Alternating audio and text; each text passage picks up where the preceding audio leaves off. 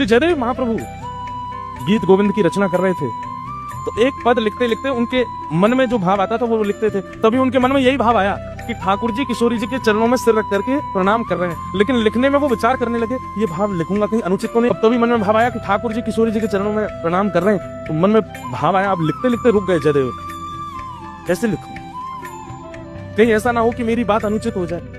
वहीं रोक दी अपनी कलम, और कलम रख करके गीत गोविंद की पत्रिका विराम दे करके पत्नी से बोले, देवी अभी आगे की पंक्ति याद नहीं आ रही, सोचने लगे कुछ और आएगा तो वो लिखूंगा।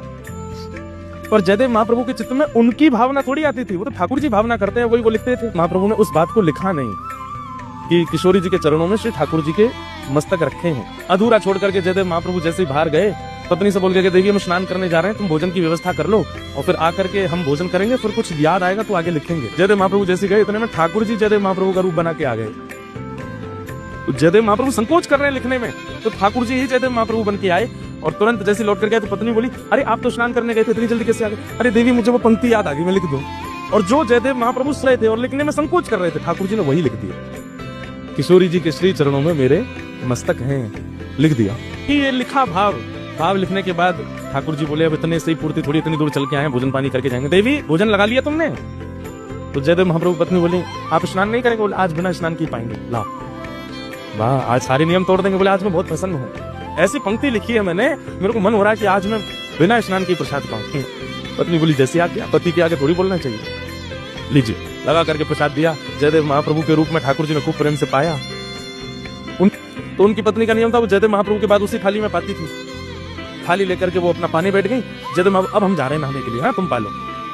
ठाकुर जी जैसे गए, इतने में असली जयदेव महाप्रभु आए, और जैसे ही घर में आए, देखा पत्नी प्रसाद पर, देवी आज इतनी भूख लगी कि हमसे पहले ही पा लिया। पत्नी बोली, वाह, अभी तो आप आके गए हो। बोले, मैं कब पाके गया? मैं तो भूल के गया था कि प्रसाद की तैयारी कर लो। अरे कितनी जल्दी बोल गए? अभी आप आए लौट करके, बोले पंक्ति याद आ गई है, आपने पुस्तक उठा के पंक्ति लिखी, उसके बाद बोले प्रसाद पवा दो। मैंने बोला भी कि बिना नहाए पाओगे? बोले, हाँ आज बहुत प्रसन्न हूँ, पाके चले गए स्नान करने, और अब कह रहे हो ये सब क्या? जयदेव महाप्रभु ने पंक्ति लिखी, हाँ आपने गीत गोविंद में पंक्ति लिखी। दौड़ करके महाप्रभु, जैसे ही जयदेव महाप्रभु ने पंक्ति, जो उनके मन में आ रहा था, जो वो लिखने में घबरा रहे थे, वही पंक्ति वहां लिखी हुई थी, क्योंकि स्वयं श्री जगन्नाथ भगवान लिख करके गए। देवी के पास गए, बोले, देवी थाली कहाँ है? बोले, ये रे।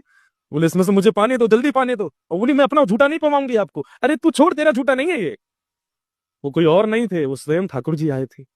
मैं संकोच कर रहा था लिखने में, उस संकोच को बदलना चाह रहा था मैं, लेकिन मेरी अनुपस्थिति में ठाकुर जी आए, लिख करके गए, और तेरे हाथ से बनी प्रसादी पा करके अपना उच्छिष्ट प्रसाद तुझको दे करके गए, मुझे दे